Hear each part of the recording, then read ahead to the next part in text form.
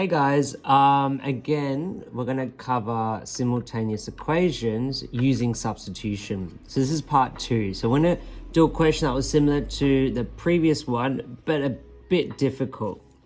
Okay, so say for example, 3x plus 2y equals 19 and y is equal to 2x minus 8 is the other linear equation. So the first step always is to do what when we do solve simultaneous equations. Okay, the first step is to number the equations. Okay, is to create a reference. So the first step is to create a reference. So this is equation 1 and that is equation 2. So now we're going to do using substitution method, and what we'll be doing is which one will be easier to substitute? The first equation into the second one, or the second equation into the first one? It's much easier to substitute y equals 2x minus 8 into the first equation, okay? And I'm going to show you both methods. Say for example, if you substituted this into this or the second equation into the first equation, I'm going to show you the difference. Okay, so let's start it off. So we're going to write substitute equation 2 in equation 1. Okay, so we're going to write that out just to let both yourself and the examiner know what you're going to be doing. So we're going to write down the first equation as so. Now we're going to go about substituting equation 2 into equation 1. So wherever y is, we're going to substitute this 2x minus 8 wherever you find y is, because it's saying y is equal to this. So we're going to substitute that in.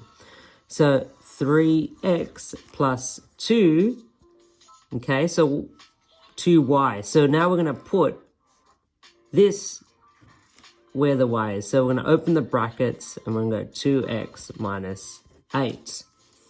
And that's equal to 19. Now the next part is, now we're going to solve it. So why are we doing this? We're going to solve for what x is. Okay, so we're going to go 3x plus 4x minus 16 equals 19. Bring the like terms together. This and these. 7x minus 16 equals 19. Now we're going to solve for x. But how are we going to do that? What's annoying the x? It's both the 16 and the 7. So we're going to first remove the 16. We're going to bring it to the right-hand side. We're going to do the opposite of what it's doing on the left-hand side, which is subtracting. So we're going to add it.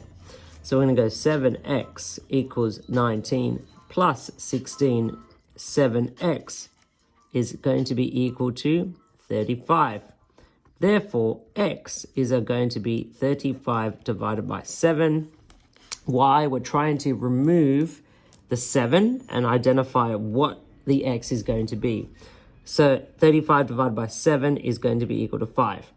Now we know what x is. We're going to identify what the y is. So the next part is we're going to write down I, because that's going to let you know and the examiner know that this is the next step. So I'm going to write that as I, meaning 2, second step.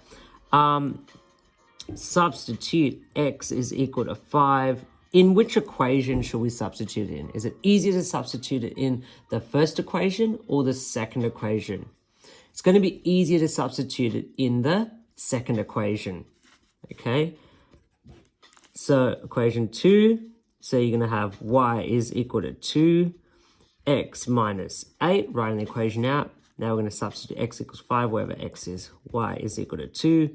Open brackets 5 minus 8. What's the 2 doing to the 5? It's actually multiplying it. So you're going to have 2 times 5 is 10 minus 8. Y is equal to 2. So as you can see, x is equal to 5 and y is equal to 2. So if you write that as a coordinate, it's going to be 5, 2, because x comes before y. So x is equal to 5 and y equals to 2. So that's where those two lines meet. 5, 2. That's essentially what a simultaneous equation is. You're going to be later Later on, we'll be drawing, sketching these, and, you know, you'll be identifying on a graph where these two lines meet. So that's essentially the substitution method. What we'll be doing next is the elimination method. But that's how you do it.